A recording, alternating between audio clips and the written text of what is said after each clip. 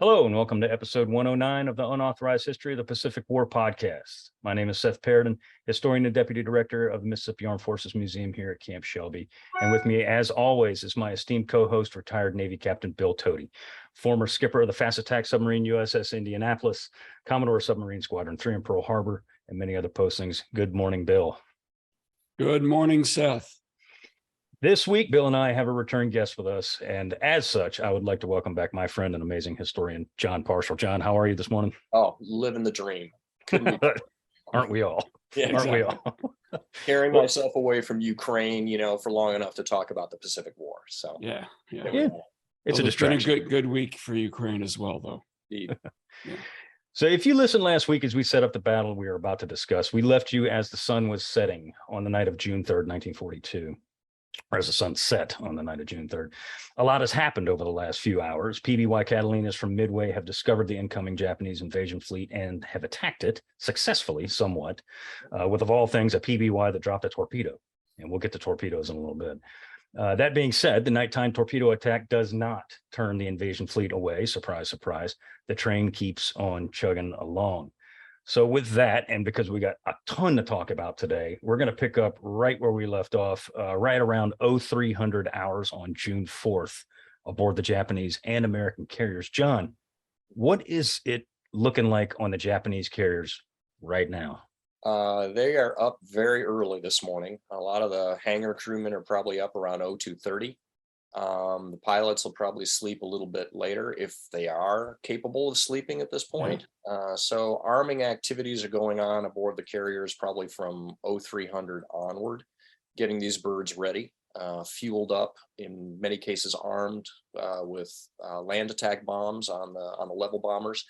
They're going to put the dive bombers up on the flight deck, and when they lift the level bombers up there, they're going to be warming all of their aircraft engines up. So it's this huge choreographed operation happening on all four of these carriers simultaneously to get this attack force of 108 aircraft up on the flight decks, warmed up and ready to take off by 0430.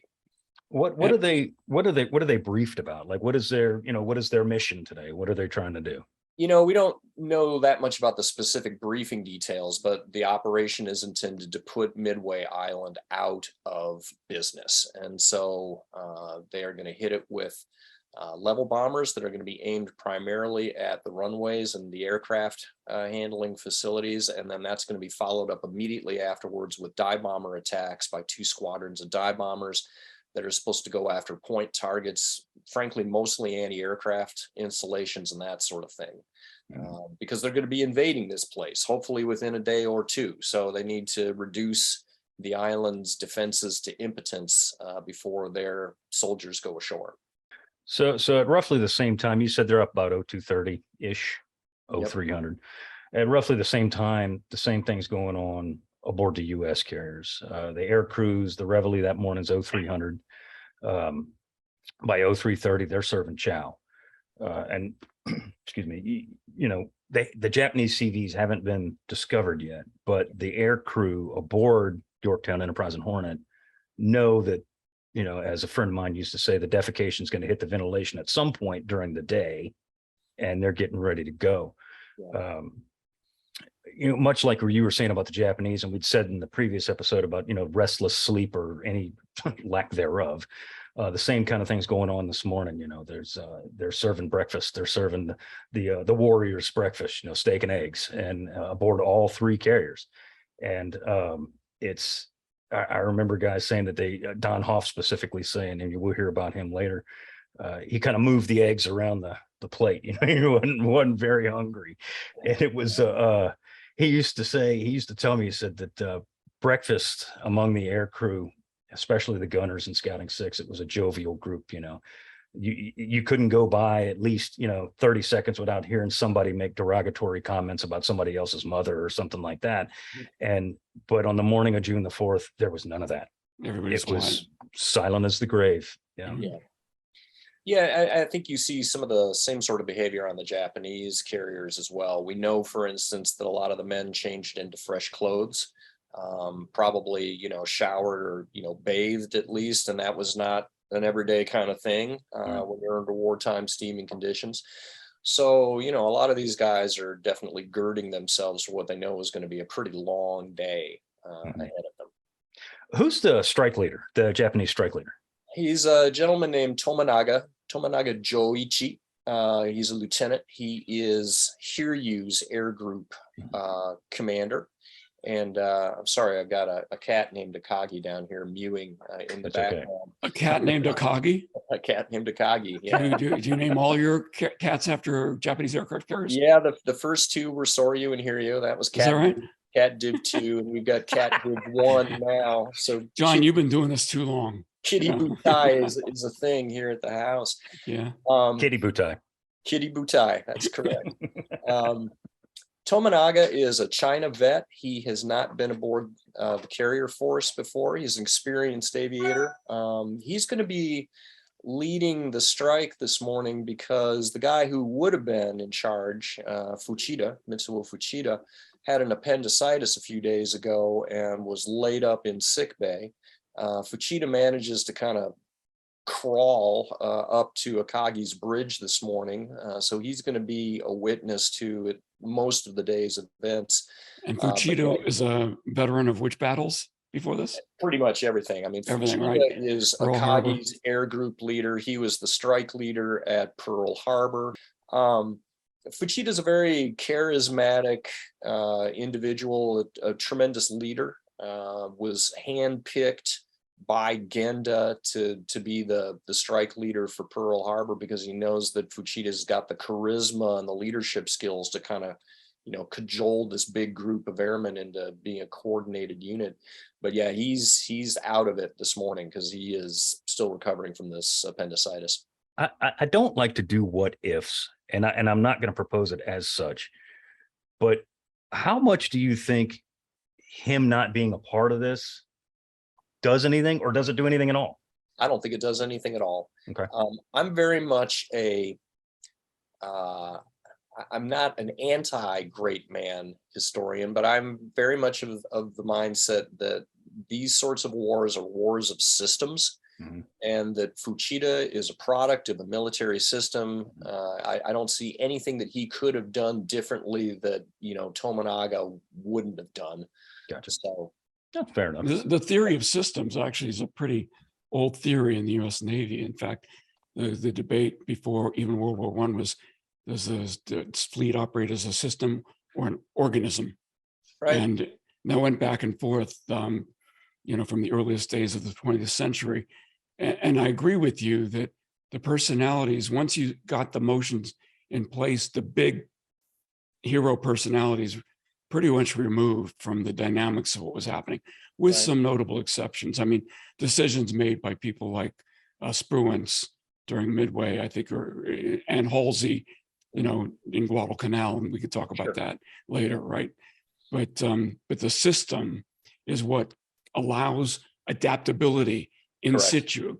And one could argue that it was the Japanese adherence to dogma over adaptability that was part of what led to their downfall. Well, but we could talk about that. We're going to talk about that later this afternoon because I have Right. some pretty pointed comments regarding some of the Japanese admirals later on today. But yeah, in terms of what's going down this morning, the strike force is in perfectly good hands because Tominaga knows what he's doing. And furthermore, all of the air groups involved in this operation know what they're doing as well. Yeah. Right. Yeah, this is the cream of the crop, Yeah, I mean, and Japanese deck operations at this point are just a well-oiled machine. So, what you see is when they start launching at 0430, they put up 108 aircraft, 30 planes per ship or thereabouts, and a little more than that. It's about 33 when you kick in the cap fighters that are going up at the same time and all that. They get that entire strike force off, formed up in the air, and on the way to the target in about 10 minutes. God, that's incredible. That's absolutely incredible. The Americans, that's a lot of rehearsal. Yeah, a lot of rehearsal. They Yeah. really know what they're doing. And just to reprise just a moment, the Americans are assembling at point blank. They expect fleets to appear somewhere. They don't want the American aircraft carriers to take off and give away the fact that the American aircraft carriers are there. So they're doing recon using land-based airplanes, right? Yeah, I mean, at this point, the Americans have no idea where the Japanese are. Yeah. They don't even know that they're here. I mean, all Right. they've got in terms of hard intel is that we know that there's an invasion force coming. Mhm. And again, we've moved, I say we, the Americans have Right. actually moved west from Point Luck. Point Luck is, way in the Gone, yeah. mirror at this point. So, Okay. Yeah. So aboard Midway Island, you said that Japanese launch at 0430. Yep. Rough time estimation for PBYs taking off is 0415 from Midway Island. yeah, we have planes up first. Yeah, so we're actually ahead of the game. Yep. Granted, by 15 minutes, but 15 minutes can mean a hell of a Slower lot. airplanes, though, right? Yeah. The PBYs were slower than the Oh, carrier-based aircraft. for sure. But we're out putting our Yeah. fingers out in the air, trying to Mhm. find what we can find.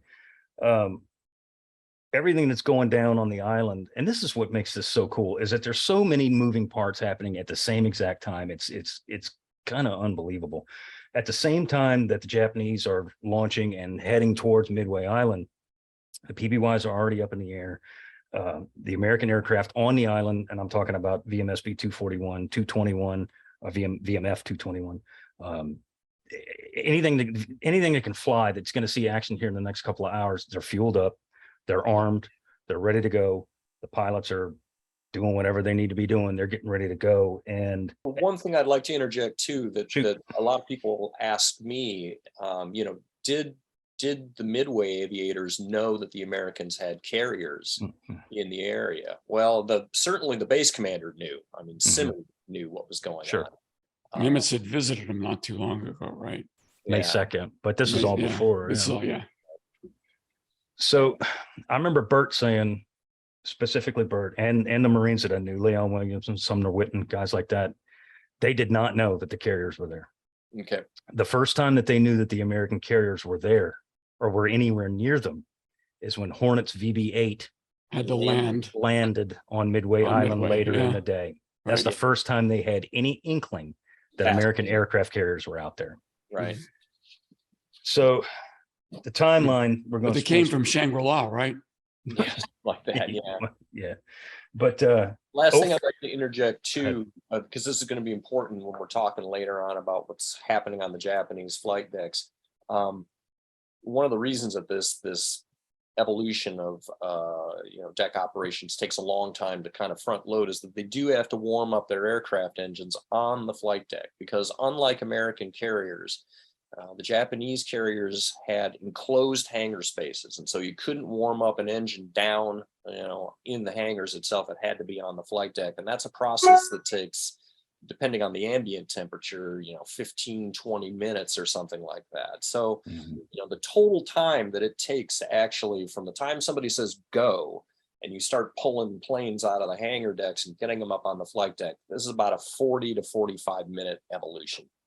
and those enclosed hangar decks are going to come back to haunt Yes. for specific aircraft carriers in a little while. In a little while. So what time is about 10 minutes to 6-ish that the PBYs spot Kyudobutai Yeah. ish, something like 5:52, I think it was. Right. So John, take us through the Midway strike, the Japanese Midway strike. What's give us a rundown. What happens here? What's going down? So, the Japanese force comes in, like I say, 108 minus a couple of planes that have, some mechanicals and that sort of thing. They approach in a very nice, tight formation from the northwest. The Marines send up what fighters they are capable of sending up to do their thing. The Marines actually get some licks in and knock a couple of those Japanese planes down. I'll let you cover the blow by blow from the Marines. Sure.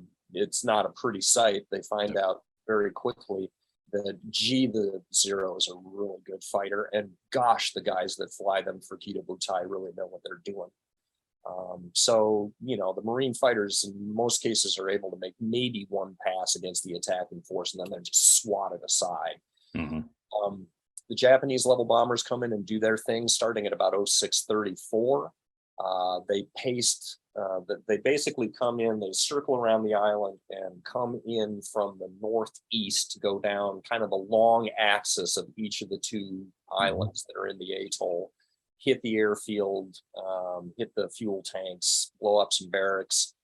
And then about 5 minutes later, the dive bombers come in one at a time against each island, with a squadron apiece for each of the islands, and are doing their thing.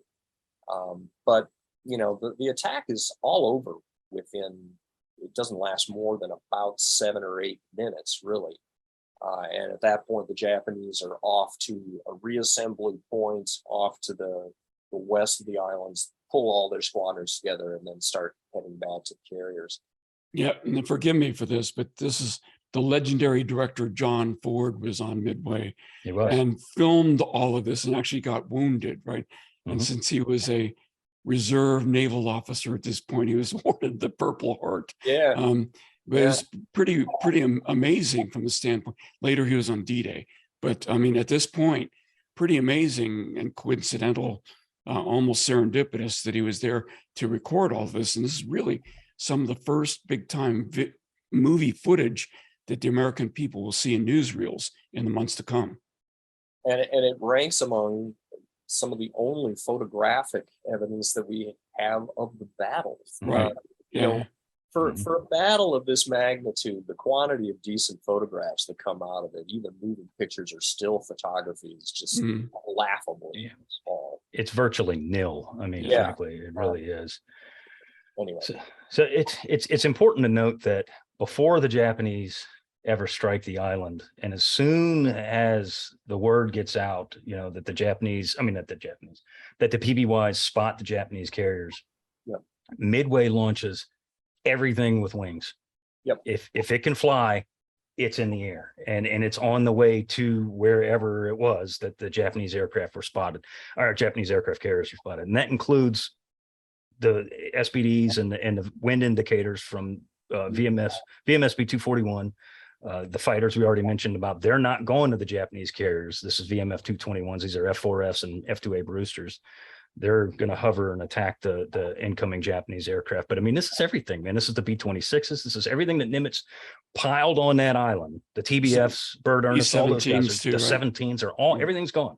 Although everything is gone. Coming up from Hawaii in most cases, but yeah, because there's a group of 17s that are up. They were slated to attack the invasion convoy again, but then when they get word that you know, we've sighted these carriers, they reroute and start. Yeah, a couple of things that come out of that. One, because of the polyglot nature of the air group and the fact that it is composed of Marine aircraft, Navy aircraft, and Air Corps aircraft, that all have extremely variable cruising speeds and are launched, you know, in one long sequence, they are not going to show up at the Japanese carrier force in any sort of an integrated strike package.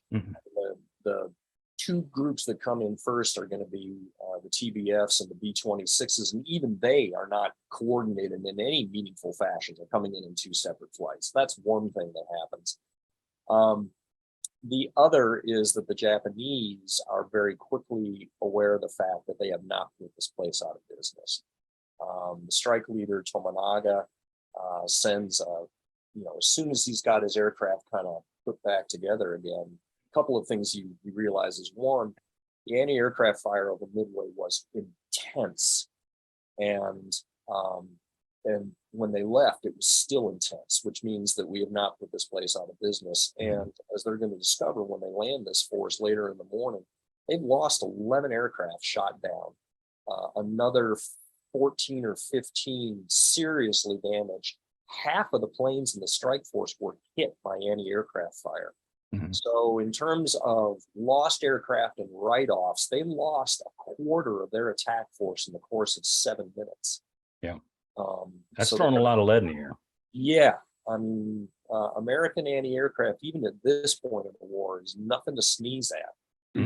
So Tomonaga then sends this canned message back to the carrier force at 0700, Kawa 0700. So this is clearly a pre-packaged code group that they had sitting in his back pocket that means, yeah, sure enough, we have not put Midway out of business, and we are going to need a second attack. Second strike. Yeah. So that happens at 0700. You want to talk about what happened in the air-to-air fight? Yeah, sure. So, you touched on it when the Japanese are coming into the island, they're hit by Red Parks' fighters. Floyd Parks was his name. Red was his nickname, call sign, whatever you want to call it. He's a Marine Corps aviator. He's a squadron commander for VMF 221, and he's got kind of a half and half squadron. He's got Wildcats, F4, F3s, and he's got F2A3 Brewster Buffaloes. And like you said, I mean, they give a fairly decent account of themselves, considering what it is and who they are and who they're attacking here. But by and large, they are a one strike and done. They're coming in, they're making one pass if they can get that. If they can get that. And then they're getting the hell out of there, or they're getting shot down. Parks gets shot down and killed in action. A gentleman that we mentioned in the last episode, guy named Bill Brooks, he's flying a Brewster. He comes in, and this is the guy that was resigned to his fate, that he didn't think he was going to see another sunset. He comes in and he does make a high side run. He positions himself. This is his first combat. This is his baptism of fire. He positions himself in such a way that he can make a high side run, I believe, on a valve as it's pulling out of its dive. And he does lay some hits onto one of these aircraft. He actually attacks two. And whether he shoots it down or not, is anybody's guess. Nobody knows. But as he's pulling out of that attack, he's jumped on by like 3 or 4 Zeros, and they are just shredding him. The Brewster doesn't have the speed to get away. It can't. Damn sure isn't going to outclimb a Zero. And you got to remember too, as he's making that high side run, he's diving on the Japanese aircraft. So now he's like, he can't dive away, because if he does, he's going to go into the damn water. Yeah. He ain't getting away.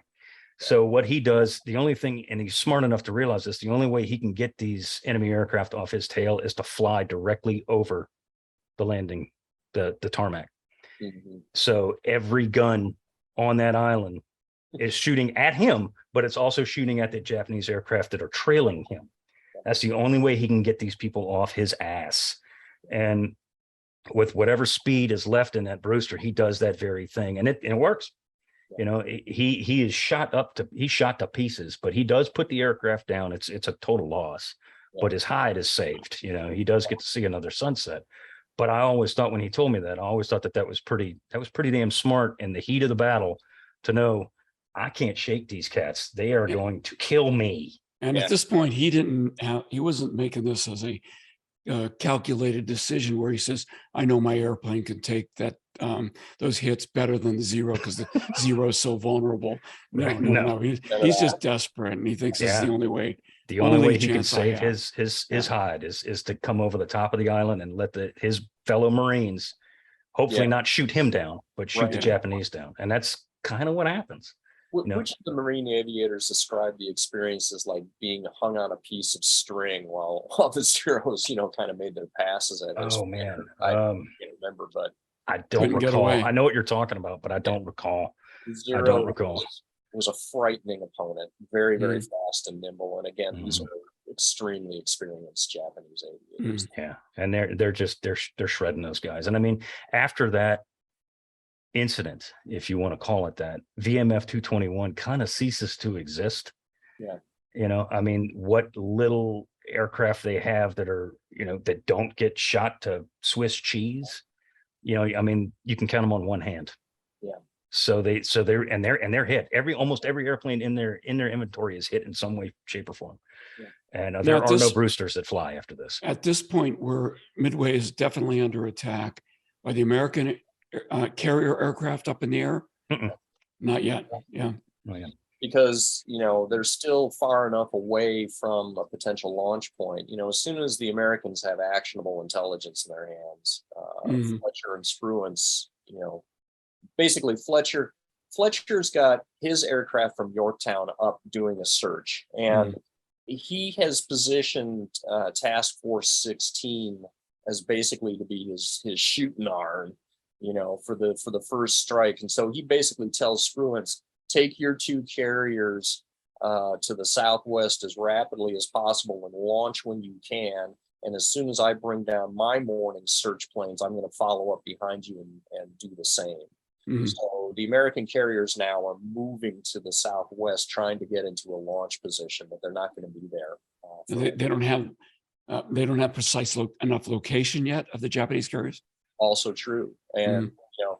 yeah, okay, so we got some sighting reports, a little before 0600, but of course those carriers are going to be, the enemy carriers will be moving in the meantime before I can put the planes up in the air. Right. So meanwhile, back on the Japanese carriers, Nagumo's got to figure out what to do. And he's been endlessly pilloried for the decisions that he makes. And understand that even by this point in the battle, he's kind of behind the 8 ball and doesn't even know it. His own scouting plan has fallen apart. He's put up 7 aircraft, one of which took off late. And unfortunately, the one that really had the best shot of finding the American carriers, a scout plane from Chikuma, either was hot dogging his route or was flying above the cloud cover and couldn't see anything, but they should have detected the Americans at around 0615 and they did not. So, but one of the myths is that plane that took off late, he was responsible for the Japanese failing to detect the Americans, right? That's Tone number 4 airplane, piloted by a guy named Amari. Yeah, and he gets to be the scapegoat for until our book is written, frankly. Although it was Dallas Isom, I will say in all fairness, in some of the Naval War College articles that he wrote where we were arguing back and forth, it was Dallas who first pointed out that actually Amari must have misflown his route intentionally, or he cut his dog leg too soon, but he ends up detecting the Americans probably 40 to 45 minutes earlier than he should have if he had actually flown his correct search pattern. So, but Nagumo doesn't know that yet. We're at 0700, right? Nagumo's just gotten this message from Tominaga. There's a need for a second strike. As far as Nagumo knows, I've got my planes up. They haven't seen anything out there in terms of any enemy naval forces. I know too that it's a time-honored principle that operational tempo is important, and if there's going to be a second strike against Midway, I should hit them again as rapidly as possible. I've still got half of my aircraft here that are supposedly armed for anti-ship operations, but in light of the fact that I haven't seen any Americans, he considers this for about 15 minutes, and then he issues orders at 0715. Rearm yourselves for a land attack mission, and you're going to go out and you're going to hit Midway later on. So that's what goes down in 0715. So to go back on Nagumo's decision, there really was no decision to make. I mean, he got word that he had to go, or that they should attack the island again. There are no carriers sighted. Right. So he's like, well, what the hell? I mean, so there really is, or shouldn't be, any controversy at that point. There shouldn't be. I mean, the people that say, oh, he disobeyed his order by not keeping his planes. Well, okay, so the alternative then is you're going to wait for Tominaga and his boys, who have lost a quarter of their attack force. They're going to come back, at around 0830 or something. We're going to land them. We're going to give them lunch. We're going to refuel and rearm those damaged aircraft. And we're going to put Tominaga and his boys back up sometime later in the afternoon. And they're going to go hit Midway again. Which would take way more than 90 minutes. Yeah. Right. Well, the reserve strike force are apparently just, sunning themselves on the flight deck with nothing better to do. I mean, as we said, Tony and I said in the book, the whole notion is asinine. Of course, you are going to use your second group of aircraft to get again. So let's talk about your book then just for a second before we get back into the fun stuff of the battle. Yeah. So here's the book, Shattered Sword. This story is about Midway had been written since 1945 and rewritten and rewritten and rewritten. And you and John and Tony Tully are thought of as, kind of like probably the best historians of the Battle of Midway, at least from the point of view from the Americans telling the Japanese story in the world right now. And what the heck did you discover that revolutionized or changed the way we're thinking when for a story that's been told for decades? Yeah. The truth. Well, I just, to be humble here, we kind of got lucky. I mean, Tony and I have both been interested in the Japanese Navy since we were kids. And we also got in touch with good people like John Lundstrom, who's like, oh, if you're going to write a battle or a book on the Japanese side of the battle, you got to talk to my buddy Jim Saruk, who has translated all of the Japanese air group records for the battle. And that is the key. That was the piece of information that no other historians had before we started working on this thing. So the problem for the American scholarship was that the Battle of Midway was built on three primary sources from the Japanese side. One is Nagumo's after-action report, and there's a series of interviews that are done of Japanese naval officers after the war, the Strategic Bombing Survey interviews. And then there's Fuchida's book, which came out in the early 1950s. And unfortunately, Fuchida's book is kind of a pack of lies. But nobody had the air group records before. And if you have those air group records, you're able to have very detailed information on, when everybody went up. Written contemporaneously as the battle was going on. Exactly. Yeah. So and it turns out the written histories didn't agree with the official Verbal, documents and records that were being kept as planes were landing and being reloaded. That's right? exactly right. So, and so that had to have been an enormous amount of work to reconcile. We really didn't start getting a hold of, and we're sort of fast forwarding here to what the flight deck controversy when we get to the dive bomber attack. Yeah, the bottom line is that we benefited tremendously from Jim Saruk's research. Jim's a great guy, but he doesn't want to write a book. He's a researcher, and he was perfectly cheerful to let us use this stuff, and put his good research out there in the field. And lucky us. Yeah, and we have Shattered Sword, which is an incredible book, and it's just one of those things that you got to go back to over and over again because you keep discovering new things when you read. I'm like, what did happen on that morning? I got my pretty picture up here over on the screen. Anyway, it's a lot to remember. There's so many moving parts going on at the same damn time. It's. I've been studying this event since I was 12. Right. It's hard to keep track of everything. So let's jump back to the battle. At this point, you've got the carrier. They're rearming the reserve. Yep. Attack package. Second strike. Yeah. To strike the island because there's no evidence that there are any aircraft carriers or Navy ships around. Yep. And we take it from there. So just at the time that Nagumo makes this decision that I'm going to rearm my aircraft, lo and behold, the first American planes from Midway show up. And that's Burt Ernest and his TBF Avengers, and the B-26s come roaring in. Exactly. They too. But they do know that they're land-based aircraft, so he's not second-guessing his decision for the second strike at this point. Yeah, well, and that's going to become, really, really clear to Nagumo. When the B-26s show up, I mean, these are twin-engine bombers. It's like, okay, that's clearly coming from Midway. The Japanese cap handles these aircraft very, very roughly. They shoot down 2 of the 4 B-26s. They shoot down 5 of the 6 TBFs. It's a massacre. And, Burt Ernest's plane is just absolutely shot to pieces. Harry Farrier, to his dying day, he was the radio man gunner, had a baseball cap, had a little hole right in the forehead where he was creased by a 7.7 millimeter bullet from a Japanese Zero. It knocked him cold. He comes to. He is covered with the blood of the turret gunner above him, who's been killed by a cannon shell from a Zero. Crawls up to the cockpit. Burt Ernest is trying to figure out how to keep this plane in the air because all the flaps have been shot away, and they're just about to go in the drink when Ernest realizes, I've still got my trim tabs. I can still make that work. And that gives him enough ability to control the plane that he's able to limp it back at sea level, wave top height back to Midway.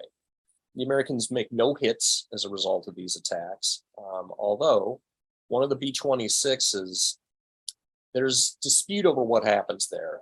Fuchida's account says that it, kamikazed itself and just barely missed the island. I personally have come to believe that was actually one of the B-26s that made a run down the length of Akagi's flight deck and got out of there.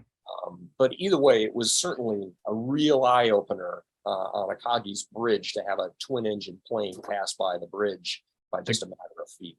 The guy, the B-26 that did that very action that you're talking about was piloted by a guy named Jim Murray. Jim Murray, M-U-R-I. Jim Murray lived in Missoula, Montana, I believe was. And I knew him well. He said that as they were coming in, because they're dropping their fish, or they're trying to drop their fish, and he does so, they're attacked by 3 or 4 Zeros, I think, are on the back end of that 26. Yeah. And their B-26 looks much like Bert Ernest's Avenger. It's shot to hell. And at that point, his only option was to pull up, because he was about to hit the bow of Akagi. He was that low. Yeah. Was to pull up, and he just low passes like air show style right across the flight deck of Akagi. And I believe it was his port side wingtip missed the bridge by feet. Yeah. And he does make it back. He and his crew, most of them are wounded. If I remember correctly, and I could be wrong on this, I don't believe anybody in his airplane was killed. They were all wounded, including himself. The pilot Murray, he was wounded too. But they get it back. He ground loops it when he hits Midway. He puts the 26 down and he ground loops it and crawls out of there. Literally crawls out of there. But he is one of the only survivors. And then Bird, of course, he's shot to hell. And these guys were heroes, but they had to have known that they didn't have much of an impact. And it's hard to say. I don't think they did know that, because there's reports from some of the Midway aviators of them hitting the ships that they attacked. Of course they didn't, but they didn't know that. There was, if you think about it, when these things are coming in, when these 26s and Avengers, and then later VMSB 241s with their Vindicators and their SBDs, they're coming in, and these Japanese ships are shooting at them. So there's a lot of smoke and tracer fire and muzzle flashes, and then they're getting hit by Zeros and God knows what else. Yeah. So there's a mass confusion. So, maybe they hit something. Of course they didn't, but to their, you can understand why they may have thought they may have hit something. Yeah. But bottom line is 10 planes in, no hits, and only 3 of them get back. So it's just it's really bloody. Right. So so that's about, we're at 07:15 now. We're just roaring along here, aren't we? Yeah. So the carriers, on the American carriers, the pilots, like I said, and the aircrew, they're up at 0300. They each out, and then they go into their ready rooms and they just sit there. And they're sitting there, and they're sitting there, and they're sitting there, and they get the reports, the Japanese aircraft carriers are spotted and everything else. But it's not until 6:45 in the morning ish that they finally get the word to man their planes. Now, they'd been on Enterprise, they'd been told to man their planes twice. Right. And then recalled and said, no, go back, just hang out for a little bit more. And you can imagine the bladders on these guys, it's style. Yeah. So they finally get the word at 6:45 to go man their airplanes. They do that very thing. They run up to the flight deck, they get in their birds. Now, on Enterprise, which is whom I knew most of the guys who flew the strikes from Enterprise, they the first ones to launch is your CAG. That's McCluskey and his 2 wingmen. And then you got Scouting 6 is the first squadron, the SBD squadron to launch, and they're launched with 500-pound bombs. And then behind them is Bombing 6, Dick Best's people, with 1,000-pound bombs. And then, the fighters they're gone. VF6 is already gone. And then, of course, you got VT6, the almost said Avengers, the Devastators are the last ones to get off the deck. And Spruance decides to launch at 7. So 15 minutes ish after they're given the word to man their airplanes, they got to get the hell off of there and get out there in a hurry. And John, you talked about it before. Fletcher, who has overall command, gives Spruance the word, just when you can, you just go, and we'll catch up with you. Yep. And I think, here's an example of, Fletcher is a very unselfish commander. He's not trying to micromanage Raymond Spruance. Even at this point of the battle, he's reasonably confident that Spruance knows what he's doing. And Spruance likewise is leaning on his air guys to say, okay, when are we going to be in launch range? And let's build a little padding into that, because one of the problems the Americans have is, in order to launch aircraft, they have to turn into the wind, which is taking them away from the Japanese. So they're actually putting more miles between them and where they think the Japanese are going to be. during this incredibly protracted launch cycle.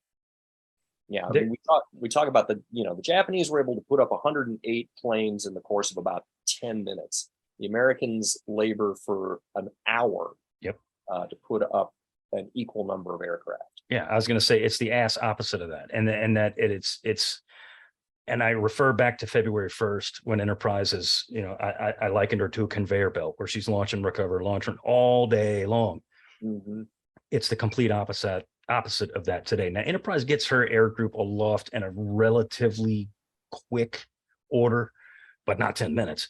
But then they circle the task force forever, and they're burning fuel, and they're just waiting and waiting and waiting and waiting. And but I mean, what is is there an explanation for this? I'm not the American guy. I'm just the Japanese. Well, that's the thing. They're trying to fly a coordinated strike package. Well, they're trying to go, right? They weren't any damn good at it. Yeah, they weren't good at it, right? They're trying, and I mean, again, I knew these Enterprise is guys, with Hornet, right? Yeah, and so it's a mess. It's a mess. Yeah, it's a discombobulated mess. There's a dirtier word for it, but we're not going to use that. Yeah, and Spruance at one point is just send the dial on their way. Just go. Yeah. So the net result is that you've got 3 different packages of Enterprise planes up in the air. You've got a group of fighters, you've got the torpedo planes, which go up last, and you've got the dive bombers, which at least are proceeding in 2 squadron groups. Right. But there's 3 groups of planes just from Enterprise. Hornet is a mess as well, because what's gone on over there is Mark Mitcher, who is the skipper of the Hornet. He's still a captain at this point, and he is an aviator. He should know what he's doing. Yes, he should know what he is doing. And there's at least some evidence that he's not real happy with the fact that, Fletcher and Spruance are in command of these 2 task forces, right, both of whom are non-aviators. The other thing that got baked into Nimitz's operational plan for the morning is this notion that the Japanese will be operating in 2 carrier task forces. And it seems that Mitcher took it upon himself, without consulting with Spruance, to take his entire air group, and I'm going to send it searching for that other mythical Japanese carrier task force. So at the end, because they would never operate 4 carriers altogether, right? They would do it the way we do it, right? So yeah, you got some real mirror imaging going on here. The net result is that Hornet's air group goes up in the air, and instead of proceeding to the southwest, actually flies a course almost due west. And this becomes the flight to nowhere. The infamous flight to nowhere. Okay.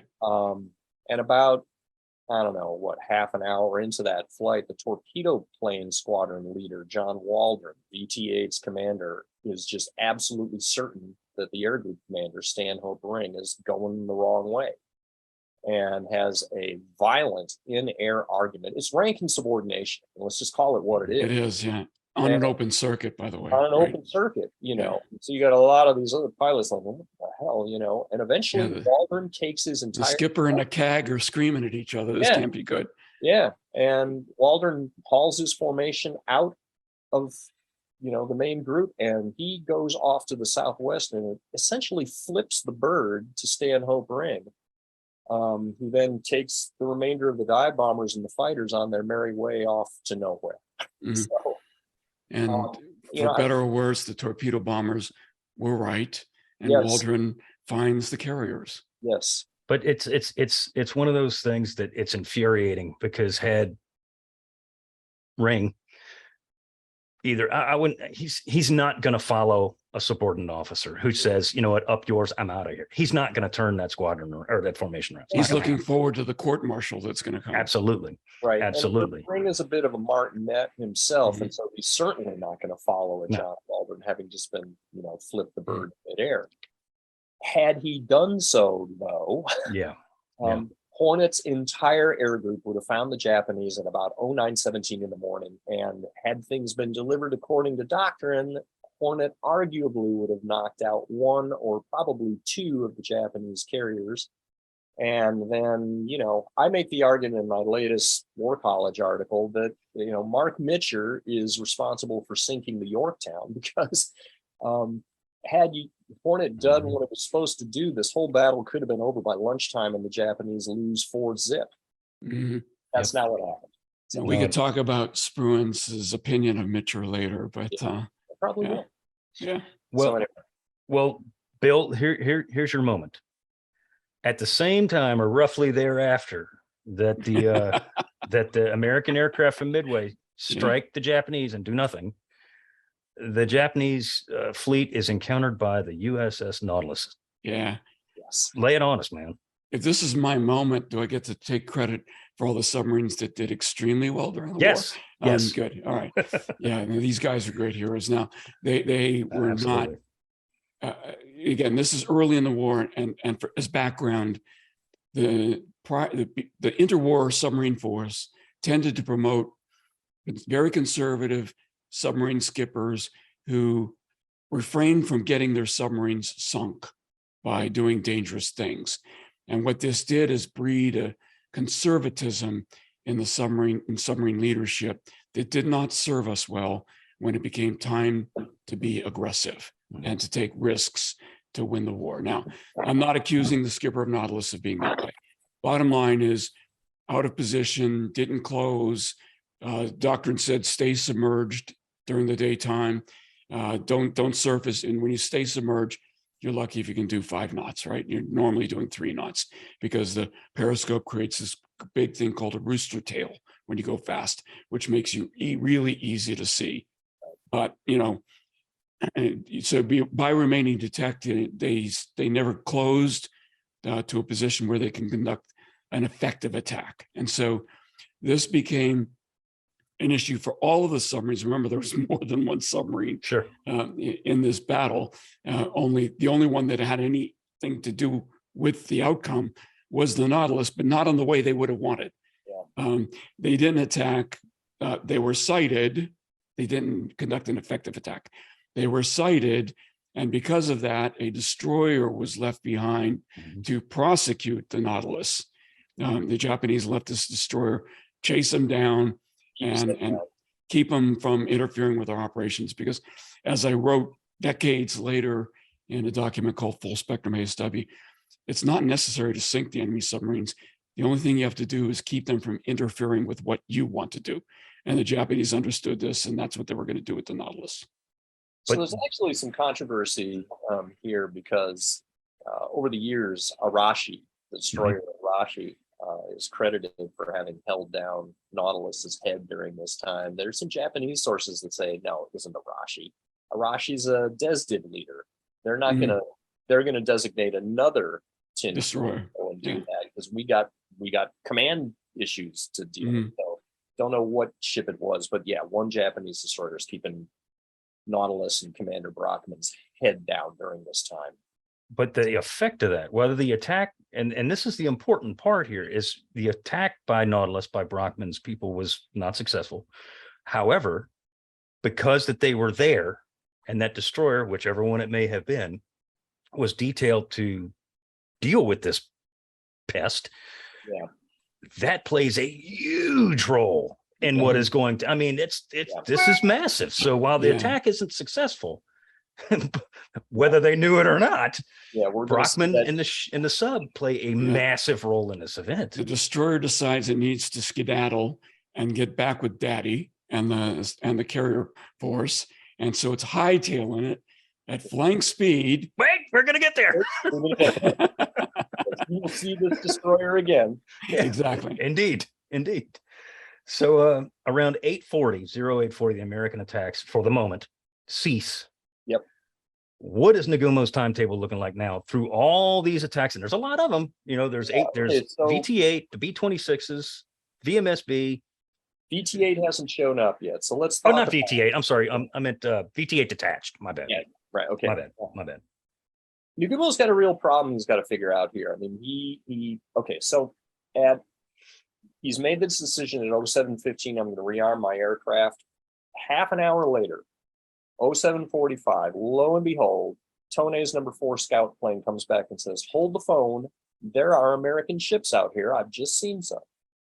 And, that is not what they expected to hear. And Nagumo immediately, in clear language, fires back to this aircraft, determine ship types, because I need to know if these are carriers or not. Okay.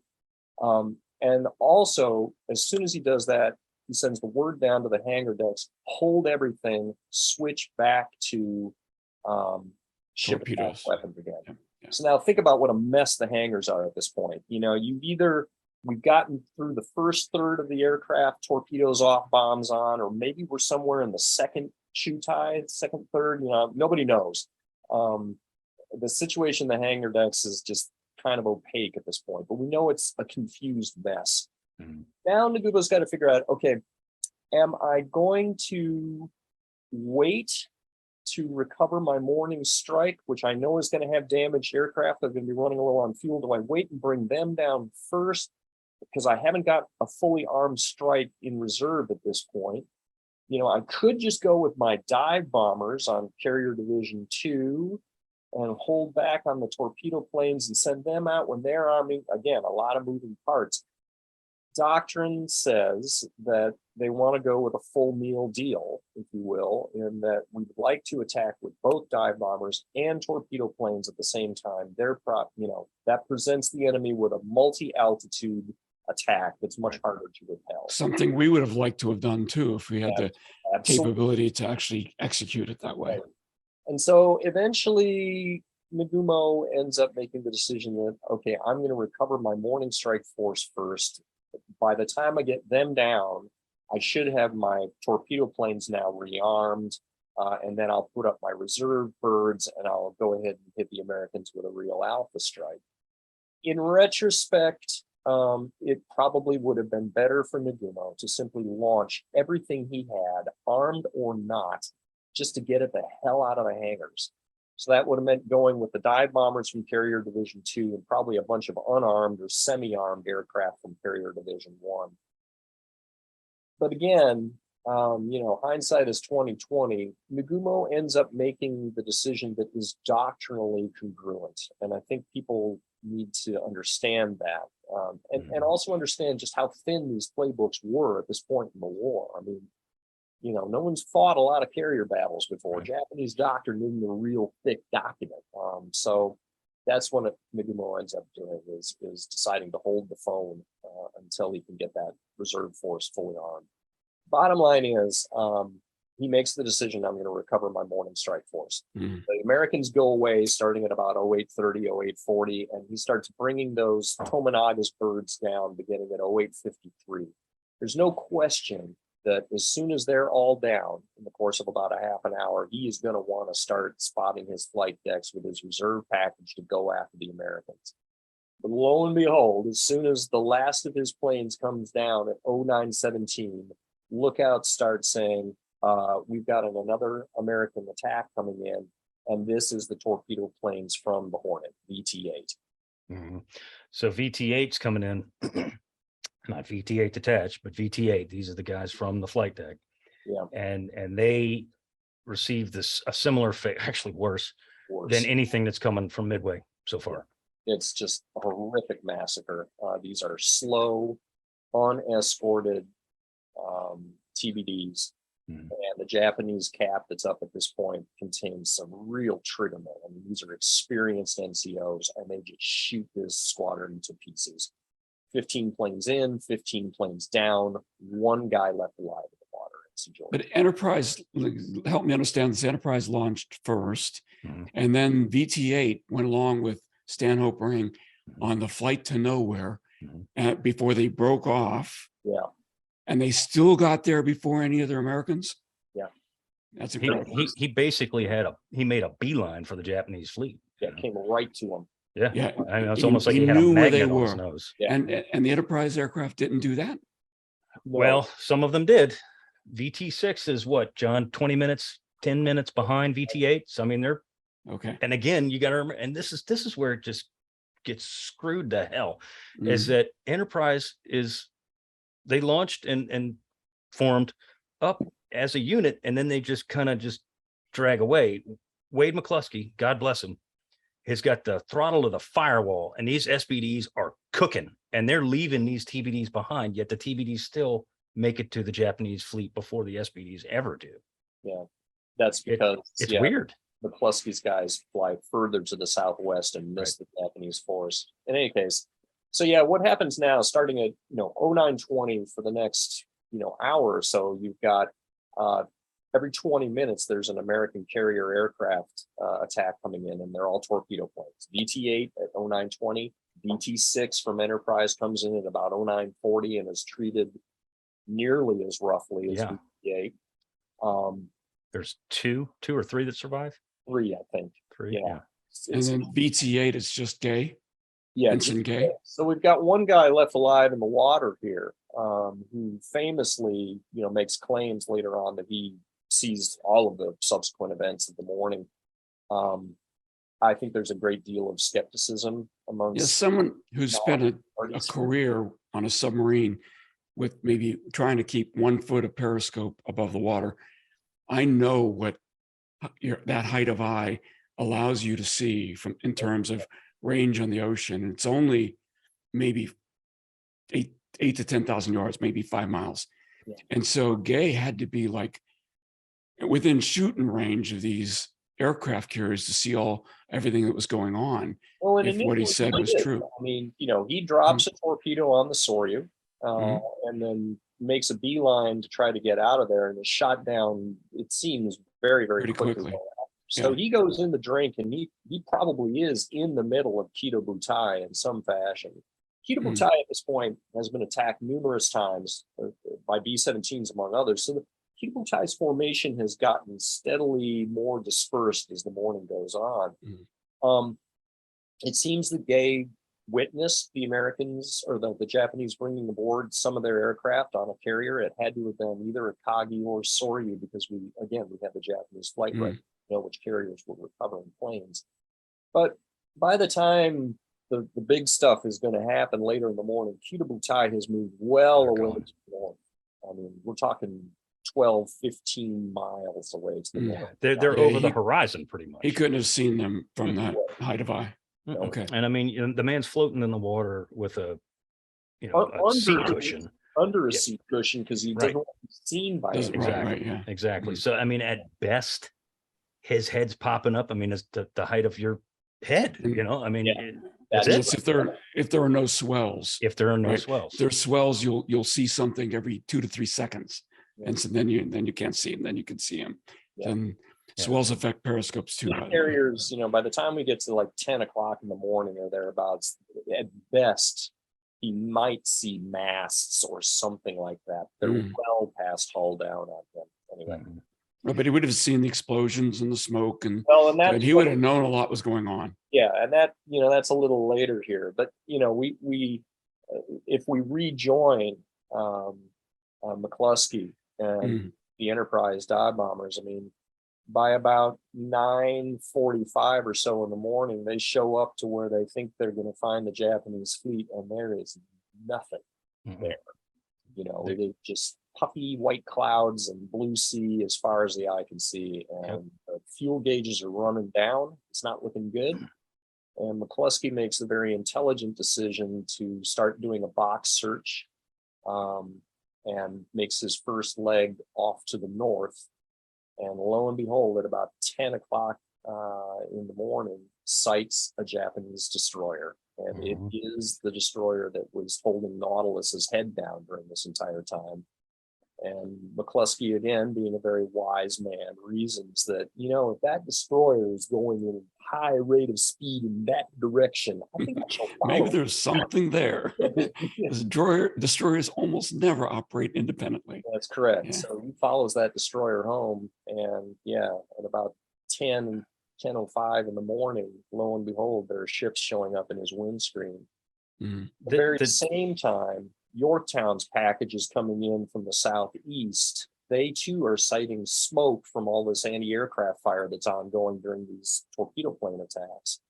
And so Yorktown's package, which is a squadron of dive bombers, squadron of torpedo planes, and Jimmy Thatch's 6 F6F or F4Fs trailing along on medium cover. Also, inventor of the Thatch weave, as I recall. We're just about to debut that. So the net result is that by 10 in the morning, the Japanese carrier force has been sighted by 2 separate groups of American aircraft, neither of whom have any idea that they are in the neighborhood. Mhm. And they are now approaching the Japanese from the southwest and the southeast at different altitudes. And this is before the days of radar. We have broken cloud cover here. And the first thing that the Japanese see is Yorktown's torpedo planes, VT-3, coming in from the southeast. And that has the effect of sucking all of the Japanese combat air patrol like a magnet down into the southeast attack vector. And that's going to leave things pretty much wide open for the dive bombers. So, on that note, though, I mean, VT-6, or it is credited, well, they were lost at this point. Yep. But they were credited for sucking the cap down to a low altitude, thereby saving other. Yeah, that's the myth that, the sacrifice of the torpedo planes was tragic, but they did this thing, and actually they didn't do that because the performance characteristics. An hour before. Yeah, I mean VT-8 was completely destroyed by about 0937. The dive bomber attack that's going to destroy Kita Butai happens at 10:20.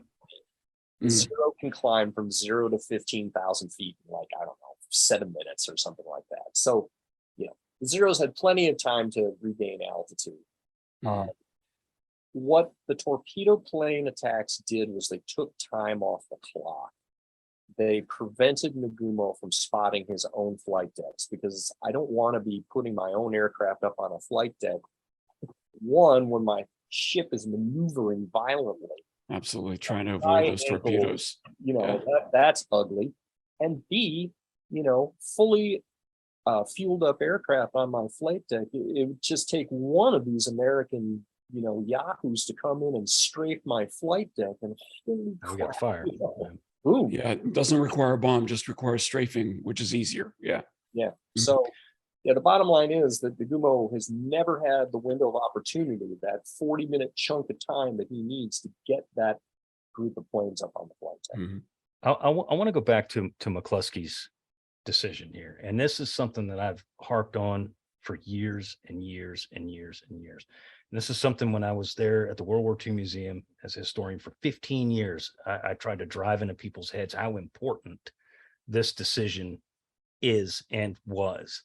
This is really the only experienced commander you have in the air right now is Clarence Wade McCluskey Jr. He's the only one. In terms of air group commanders. Right, yeah. He's the only guy with any kind of experience at all. And, when he goes to the supposed point of interception and there's nothing there, he is fully aware that the 31 other SBDs behind him are running low on fuel. He's aware of this.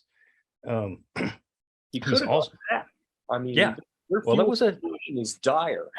Yeah, I mean, it's a heavy decision that he has to make here, because he knows that if he continues to search too far, a lot of these more than half of these planes ain't coming home. And I mean, the chances of finding them out in the middle of the water are slim to none. Yeah. And he takes the ultimate gambler's risk here, in my opinion, and says, the hell with it. I've got the beef in this formation to kill anything if I can find it. Right. And I'm going to keep on going. And I knew guys like Tony Schneider who were way back in the back of the formation, who are constantly jockeying throttle to keep up with, because I mean, it's like a whip, a formation. The guys at the front are using less fuel, but the guys in the back are using twice as much. And he consequently runs out of fuel as he sees Kita Butai. But I mean, they're running out of gas. Lou Hopkins in Bombing 6, he knew he was running out of gas. Dusty Cleese, who's 1, 2, 3, 4, 5, 6 planes behind Wade McCluskey, he was in far better situation. Don Hoff in the rear seat of Dexter's plane, he's in better situation. But those guys way in the back, they were in dire straits, and they keep on going. And it's. I remember, once they see the destroyer, nobody attached the significance to it except for Wade McCluskey, seemingly, because even Dusty Cleese, who had been in combat, he was a wise pilot. He saw the plane, he saw the destroyer, and he's like, BFD, it's a destroyer. We're here to kill carriers, not destroyers. Yeah, and I think that's sort of totally agree. One of the huge decisions of the battle is McCluskey making that decision. It's a great decision. The other thing that sort of brings home, it's really hard for us in this day and age to get our heads around just how primitive the navigational aids were in these aircraft this time.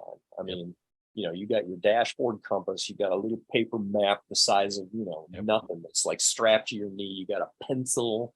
Mm-hmm. And you're reading waves. Yeah, you're reading the waves. Navigate. Yeah, they had a chart. Each pilot had a chart, and you could read the wave tops as to which way the wind was blowing. I mean, it was speed. It was primitive. Wind speed. Yep. Yeah, it was primitive to say the least. Something I've said in a number of my lectures. In a day and age where most of us can't get to the grocery store without Siri whispering in our ear. It's pretty tough. Right. During that. The theory is, of course, McCluskey breaks doctrine. He was supposed to go. He should have attacked. Yes. He and Scouting 6 should have attacked Akagi, or Akagi. Akagi. And then Bombing 6 should have gone after Kaga. And the theory is there was a radio. Basically, there were two people talking at the same time on the radio. Dick Best and Wade McCluskey were speaking to each other at the same time, and nobody heard what the hell it was they were supposed to hear. Right. Because Dusty Cleese said, I remember him telling me, he said he heard fragments of Earl, all he heard was Earl, you follow me down from McCluskey. And that was talking to Scouting 6's skipper, Earl Gallagher, who of course draws first blood. But that dive, here you got all these guys setting up. This is the pinnacle of their career. And the first four guys missed. Right. Well, and some of that is also in accordance with doctrine. I mean, doctrine says that we're only going to get one hit out of 6, and that's pretty much what we get. Mm-hmm. But before we dive, though, we should just say that the state of the Japanese carriers at this time, and there was a myth that was promulgated for years and years and years by Mitsuo Fuchida that when the American dive bomber attack comes in, starting at about 10:22 in the morning, that the Japanese have now lifted their entire strike force up on the flight decks. They're just minutes away, baby, from taking off and clobbering the Americans with their own counterattack. That's how close it was. It was this close, baby.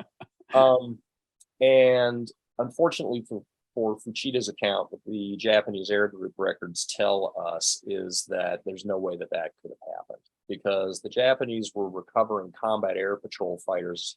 On Akagi, they recover a showtie of 3 of those guys at 10:10 in the morning, which is only 15 minutes before Akagi is fatally bombed, which means that there was no way that they could have gotten the strike force up on the flight deck and warmed up and ready to go.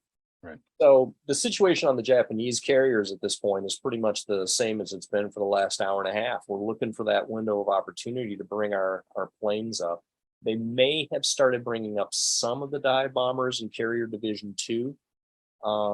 That's not clear in the scholarship at this point, but basically the Japanese are caught pretty much with their pants down and nothing. When you guys encountered that bit of data, how many times did you go over it until you convinced yourself that this history that had been written for 50 plus years was wrong? Yeah, I mean, there was some of that. We had to be really, really careful. And the tiebreaker, frankly, was when we became aware that there were some things about Fuchida's account that just didn't jive with what the Air Group records were telling us. We sent letters off to Japanese historians that we had gotten to know during this time period. This was 4 years into the project.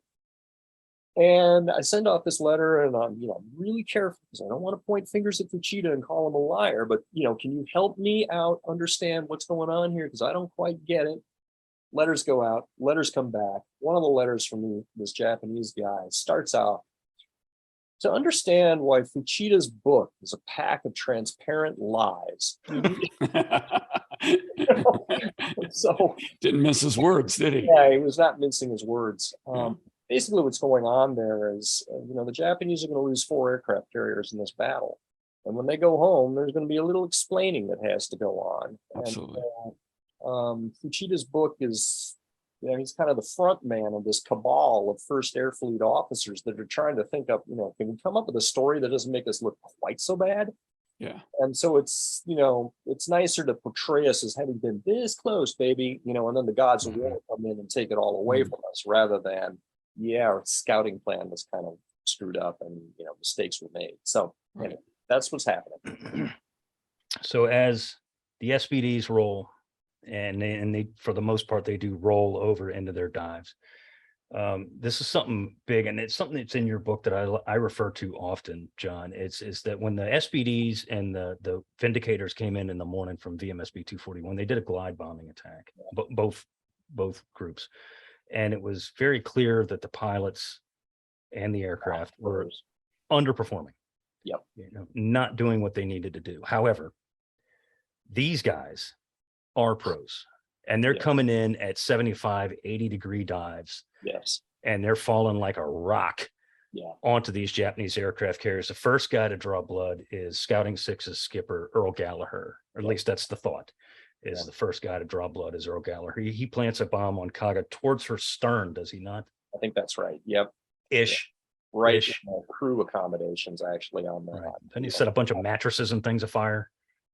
Everything on a carrier is flammable. Yeah, right. Yeah, exactly. exactly. World War II carrier. Yeah, I mean, the bottom line in for Kaga is she's just on the receiving end of a double-barreled attack. She should only be getting one squadron coming down on her. She's getting the better part of two. Kaga is not a particularly handy vessel. She's a converted battleship, and I think as we put in the book, she turns like an oxen before the plow. So this ship doesn't have a prayer in hell avoiding, 24 dive bombers coming down on her. Although, as you say, the first 4 bombs miss her. Right. But when they do start to hit her, they just blow her to hell and gone. Well, the one that really, at least again, the thinking is the one that, according to your numbers in your book and the guys that I knew, the one who really puts the first real hard lick on Kaga is Dusty Cleese. Yeah. He aims for the national emblem, the national ensign on the bow of the flight deck, or near the rising sun. Yeah. And he, Hinamaru, they call it. Yeah. the Hinamaru, right. And he puts his bomb, from all accounts, right at the edge of that sucker. I mean, he just barely misses hitting dead center. Does make a nice target. It does. And that bomb, if from what I understand, obviously it penetrates a 500-pounder, penetrates the flight deck and explodes in the hangar deck amongst those airplanes in that enclosed hangar deck. And it just wreaks havoc. Yeah. One of the images that I've had since I was a child is, what would it have been like to be on the hangars of those carriers when those bombs come? You don't want to be there. Deck above you. Hopefully it was quick. But yeah, I mean, these hangars are packed chock-a-block with aircraft that are fully fueled. The fueling system is in operation, and in a lot of cases, there's extra ordnance. There are torpedoes that were on these birds in the morning that they didn't have time to stow below, and so they're sitting by the side of the, over on the bulkheads. It's a catastrophe. It's something that I thought about as as I've been going through this for years and years and years. When you're a kid and you have firecrackers, and you take a little black cat and you light it and you fling it in the air and it goes pow. Yeah. And then that is. Well, then you're a kid, and being a boy like myself, and I was growing up, I wanted to destroy things. So what do? Is you take that black cat and you stick it down a beer can. Yeah. And then you light it. And what does it do? Boom. It's significantly larger, or at least louder, and more violent explosion, even from that little bitty old firecracker. Now imagine that with 1, 2, 3, 4, 5, 6 500-pound bombs. Right. It was a big pipe bomb. These hangars are enclosed. No place for the vapor to escape. Exactly. And nowhere for blast over pressure to go either. I mean, American carriers had, doors along the side that like garage doors, designed to blow out in the case of an explosion. The Japanese haven't got that. So yeah, it's like putting, a 500-pound bomb into a beer can. It just blows these things to pieces. Sides down, anybody that's on that flight deck. In Kaga's case, ruptures fuel mains and creates a situation very akin to what happens to Franklin later on in the war. So you've got high temperatures, rapidly vaporizing aviation fuel, which within about 4 to 5 minutes after the initial attack creates an enormous fuel air explosion on board Kaga. It just, there were American aircraft that were exiting after this attack that, saw this explosion and were like, well, the ship would just disintegrate. And that's not true. But from their perspective, how could anything survive and explode at that magnitude? Yeah, Kaga's just, they stopped counting. That no one knows how many bombs she was hit by. Because again, these scout planes coming down with a 500-pound bomb, they also have 2 100-pounders strapped on the wings. And getting hit by 100 pounds of TNT isn't exactly a walk in the park either. God knows how many bombs hit Kaga. She's just devastated.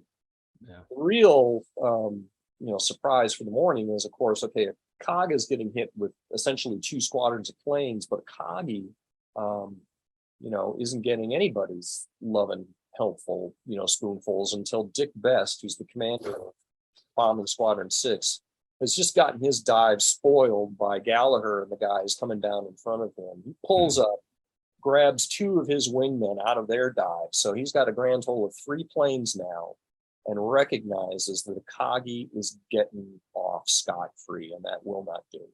Mm-hmm. And it's important to understand the implications here. If Akagi does get off scot-free, that means that her torpedo plane squadron, which is manned by Commander Murata, who's the best torpedo plane pilot in the Navy, they're going to be added into the mix later this afternoon for counterstrike. So it's very important to put Akagi out of business. He goes and hustles over. He doesn't know that though, right? No, he doesn't know anything. All he knows is that he's got this carrier and nobody's attacking. I've got the situational awareness to recognize that someone's got to hit that damn carrier because it was supposed to be his job, and now I guess it's mine. Yeah. So yeah, he goes over and attacks her. He's not able to go into a sequential dive. They come down in a Vic of 3 planes. And if you look at the way that the splash comes down, it's the center plane that almost certainly hits that ship, and that's Dick Best. Because he was a consummate pilot. I mean, he was one of the best damn pilots in the Navy, and yeah, he just nails Akagi with one 1,000-pound bomb right in the middle elevator, goes right into the fueled aircraft there, and yeah, that's pretty much it for Akagi. Yeah. And then somehow, according to the movie, magically lands on the carrier 30 minutes after he would have run out of fuel. Yeah, so. That's amazing. Yeah, meanwhile, really good. To the north, Yorktown's planes are doing their thing. VT3 is coming in, going after Hiryu, is not successful, takes very heavy casualties in the process. But then VB3 comes around, loops around, attacks Soryu out of the northeast. A full squadron against that carrier, ends up putting 3 bomb hits, 1,000-pound bomb hits, neatly spaced. Yeah, they walk them down. Yeah, right down the middle of the flight deck. And the middle of those 2 bombs apparently penetrates not only through the 2 hangar decks, but into the space between the hangars and the engineering spaces. And it is a knife through her heart. Her engines go offline right now, and she starts drifting to a halt. She's immediately without power and a fire from stem to stern. So in the course of 5 minutes, you've completely KO'd 3 of these aircraft carriers. 3/4 of the attacking of the Japanese. And it's such a, I'm not going to say it's a miracle, because it isn't, because it takes skill. But there's a lot of luck involved. There's a lot of luck. Yeah, I wasn't going to say, I wasn't good going to on say our that, side, but there bad is on luck. theirs. Yeah. But it takes a lot of skill, I mean, people have said, oh, it was a miracle we hit those carriers. No, it isn't. It's not a miracle at all. And when you got guys like Dusty Gleason, you got guys like Dick Best, James Dexter, Earl Gallagher, Max Leslie, it's not luck. That is skill. These are the cream of the crop for the United States Navy. Yep. You talk about Murata, you talk about Tominaga and people like that. These are the cream of the crop of the U.S. Navy right here. And they did what they were trained to do, and they did it very, very, very well. Yep. Very well. And it's a tribute to them that it was turned out the way it did. It really did. I mean, was it luck that everybody kind of arrived on the scene at the same time? Yes. For sure. Yes, it was. But you can make the argument too that even if the Japanese had seen Enterprise's squadrons coming in, they weren't getting away. A hell of a lot that there was going to be able to do about it. Yeah. You know, once a dive bomber has gone into its dive, as we say in the book, it is an insuperable weapon system. It's ballistic. Yep. Yeah. The fire control arrangements and the anti-aircraft guns of the time just Not going to catch it. have to do with a dive bomber. It's moving so fast, it's changing altitude so quickly that, you know, you've only got about a 15 to 20 second engagement window on this thing, and Maybe. it's 250 knots. That's a very, very hard target to hit. And you got and what the Japanese are facing too in terms of aircraft. This is, in my opinion, next to the F-6F Hellcat, this is probably the finest carrier-borne aircraft of the United States Navy's inventory in the entire World War II era, which is the SBD Dauntless dive bomber. I mean, this thing was designed to do this particular mission, and it did it with utter precision. Yeah. And I mean, It's a great you point. talk, oh yeah, it was fantastic. I mean, my favorite, but I mean, you talk about, you know, the dives in a Dauntless or any dive bomber, but especially a Dauntless. You got guys that are coming down at 75 and 80 degrees. I mean, that's or more. Nearly or vertical. more. Yeah, For instance, 8,000, 10,000 foot Yeah. roller coaster, and you've got your back seater, you know, Just, reaching off the altitude. Rotate a seat so he's facing forwards because we can well, deal with the G's as they pull out. so a lot of them did not, because they were expecting combat air patrol. So like Don Hoff, who's a rear seater in Scouting 6, he was facing backwards. He's riding backwards the whole way. Yeah. They had an altimeter Yep. on that part of the SBD where he could, and his job was to hold the mic Yep. and count off, you know, Altitude. 11, 12, or back other way around, you know, 14, Yeah. 13 down, and each second is 1,000 feet. Yeah. And, you know, they're dropping it between 1,400 and 1,100 feet. It basically depended on how long the pilot wanted to, you know, how big his balls were. Let's be real. And as he's going down, way down. Yeah. oh yeah, yeah. As Dexter, Hoff's pilot, is going down, this is Dexter's baptism of fire as it is Hoff's. He's going down, and he goes down at a 90-degree angle, and he actually rolls the SBD onto its back. It's inverted. He's inverted, diving on this damn thing, and it's throwing negative G's Yeah. in the rear seat of the SBD. I remember Don saying that he's sitting there counting off the altitude, and he's watching the two ammunition belts for the A&M 230 calibers coming out. He said they look like a couple of cobras. They were coming out the ammo cans, and he's slapping them back in the can with one foot and one hand, and he's counting off the altitude. And as he pulls out, Dexter actually kind of blacked him out a little bit because he pulled out so hard. Yeah, you're talking 7, 8, 9 G's without a G suit. Yeah. And as he pulls out, the first thing, you know, when he comes to, he sees is Kaga, and she's just boom, boom, boom, boom, boom, boom, boom, boom, boom. And all of a sudden his pilot hears this horrible noise, like something like they're getting shot. And Dexter apparently, you know, got on the intercom and said, "What in the hell is that?" And it was ammunition flapping against the side of the Dauntless. And they were his belts were beating the crap out of the side of the airplane. So he had to hurry up and get him back in the airplane, put him back in the can so he could fend off the Zeros coming down. So, I mean, this is chaos going down through there for every pilot. And they still managed to do what they did. That also helps explain, though, why a lot of the aviator accounts that come out of this don't necessarily jive. I mean, for years and years and years, you know, Yorktown's guys were like, "Oh, we never attacked Soryu. That was a little carrier. We got, you know, Kaga or one of the other ones." So you're getting shot at. You're on this roller coaster. There's a lot of kabooming going around. It's really tough to keep. It's a mess. It's a Yeah. mess. Well, we're starting to run along, so let's There we are. fast forward. Let's fast forward. Enterprise and Yorktown land their strikes. Hiryu, the only survivor, launches a strike against the last known report of an American aircraft carrier, which of course is the Yorktown. And they come in twice. Yes. First attack is their dive bomber squadron under a guy named Kobayashi. Mhm. This is another very experienced aviator, and they deliver a real hurting to Yorktown. But in the course of that attack, they are shellacked by first fighters and anti-aircraft fire on their way down. So they deliver a number of pretty bad hits to Yorktown, and had her fuel lines not been secured, you know, I think she would have burned to the water line too. Well, they put her That down in the was water a too. lesson learned at Coral Sea, was it? I'm sorry?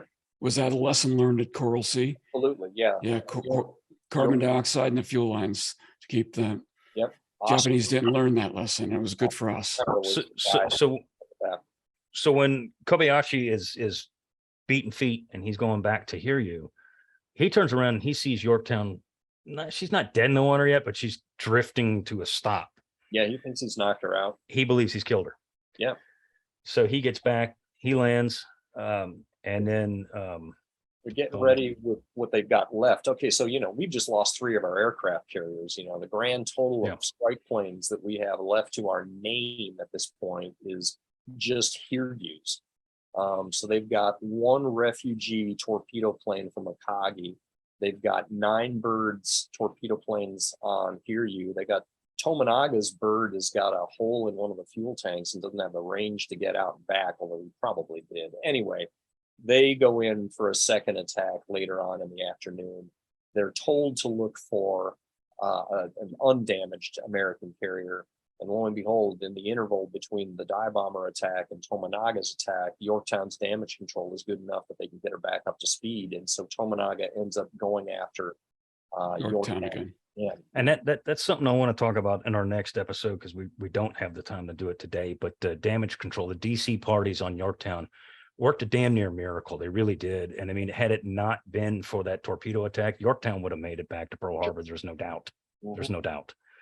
And she would have, who knows what the rest of the carrier battles of 42 would have looked like with 2 experienced, Enterprise and Yorktown at Guadalcanal. But she didn't.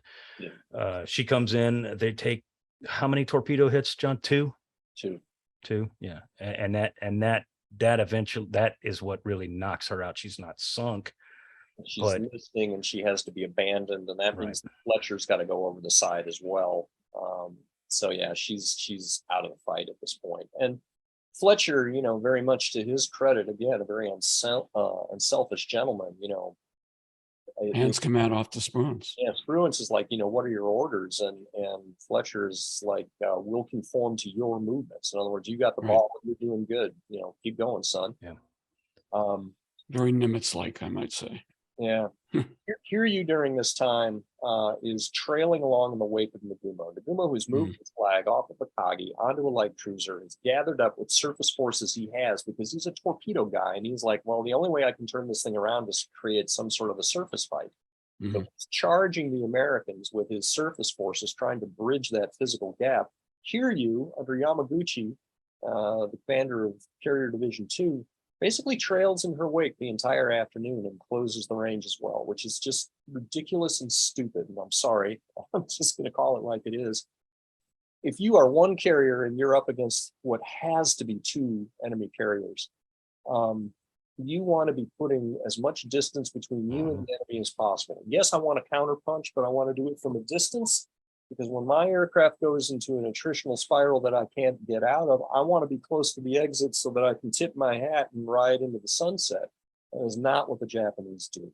And the result is that, the range is very, very close. And once the Americans recover their aircraft and are able to put up additional scouting forces, it's just a matter of time before they're going to find Hiryu, and they do. And they still have, 60 operational dive bombers by the late afternoon, and they put up another strike from Enterprise and Hornet, go out looking for Hiryu, and they find her around supper time and hit her with 4 bombs. Yeah, they lay waste, and it's mostly not all of the same guys that took part in the morning operation, but it's a lot of them. Yeah. McCluskey gets hit physically, like he gets hurt in the dive, well, probably on the pullout from the Kaga attack, because they do get attacked by some combat air patrol. McCluskey does, and so he gets, regardless of this, he gets hit. He does not lead the strike in on Hiryu. Earl Gallagher does, and he's going with what was I can't think, I just drew a blank. The Yorktown,